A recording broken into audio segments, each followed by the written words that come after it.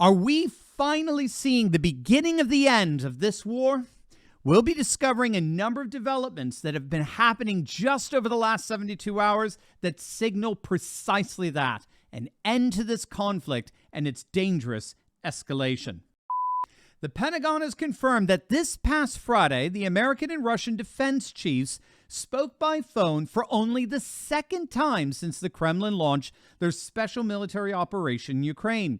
The call between Defense Secretary Lloyd Austin and the Russian Defense Minister Sergei Shoigu have now officially opened up lines of communication diplomacy between the two countries, the very kind of communication that was necessary to avoid the catastrophe of the Cuban Missile Crisis that last brought the world to the brink of nuclear war.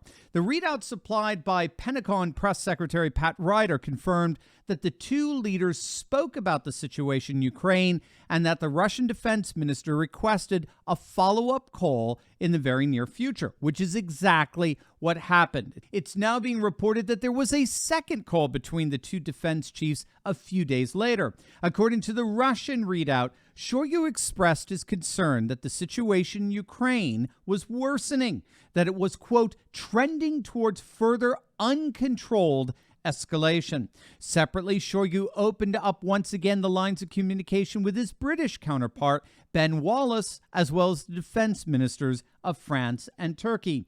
Shoigu reportedly expressed his concern to all defense ministers about intelligence Russian officials gathered regarding Ukraine preparing to detonate a dirty bomb inside Ukraine and to blame it on Russia. Needless to say, all sides now are once again frequently communicating so as to prevent any further escalation into the use of nuclear weaponry. Joint Chiefs of Staff Chairman General Mark Milley spoke to his Russian counterpart, Valery Gerasimov, chief of the Russian General Staff, in a rare conversation that focused on, quote, several security-related issues of concern, and that they both committed to keeping their lines of communication open to one another. At the same time this is all happening, there are extraordinary signs that the Democrat support for the ongoing arming and funding of Ukraine has begun to crack. 30 House Democrats came out today and openly called for a ceasefire in Ukraine. It's what's being called the first sign of Democratic pushback against the Biden administration. Dozens of progressives are calling for a, quote, diplomatic push with Putin to reach a, quote, realistic ceasefire. They're calling for an end to the escalation and demanding that Washington help bring about final cessation to this conflict. Now, this comes on the heels of comments made by the presumed soon-to-be Speaker of the House, Kevin McCarthy, who claimed that a GOP-led House would almost certainly cut off continued funding for Ukraine. Also, over the last couple of weeks, Russia struck extremely lucrative deals with two important NATO member nations, Hungary and Turkey.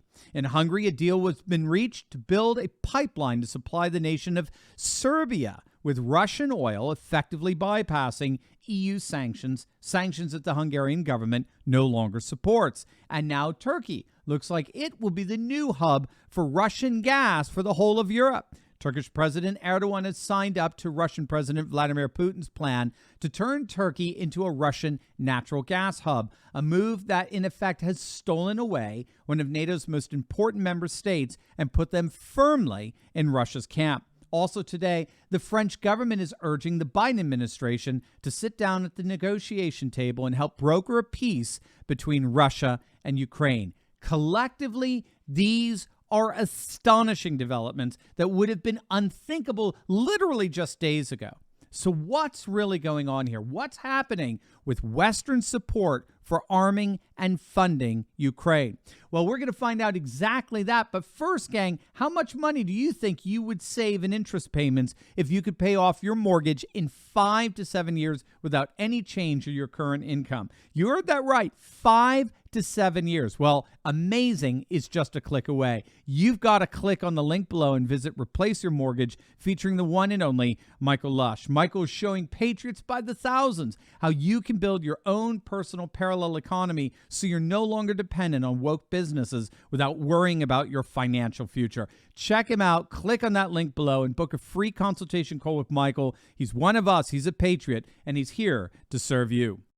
So what's happening here with all of these astonishing developments?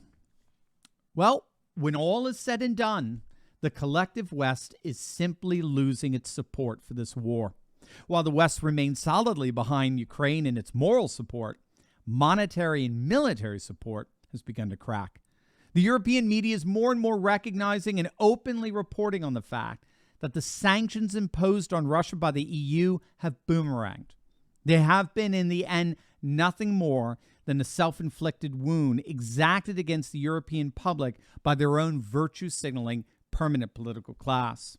There's an increasing recognition that all of this cost of living suffering is actually being borne by only one side of this equation. As the Russian economy begins to once again flourish, we're finding that there are many, many nations around the world that are more than happy to join forces with Russia, China, India, and most especially, while the vast majority of the West believes the invasion of Ukraine was a horrible tragedy, it is virtually unanimous that such a tragedy is simply not worth a global nuclear Armageddon. With Hungary and Turkey looking towards Russia for its fuel and finance needs, with the UK spiraling out of control economically, and with France's Macron repeatedly pushing for a diplomatic resolution, there's clearly no appetite among NATO's member nations for a war with Russia.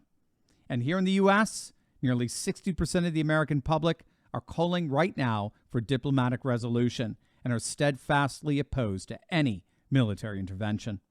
And so with the escalating scare, the potential of a dirty bomb detonated in the midst of Ukraine, all of these cracks are now giving way. The threats are being replaced with conversation communication between Russia and NATO member nations, with a final resolution, very possibly, at hand. As always, make sure to smack that bell and subscribe button, and you will definitely want to check out my latest video I just uploaded on woke Twitter employees begging Elon Musk not to fire them. You're not going to want to miss it, so make sure to click on that link, and I will see you over there. God bless.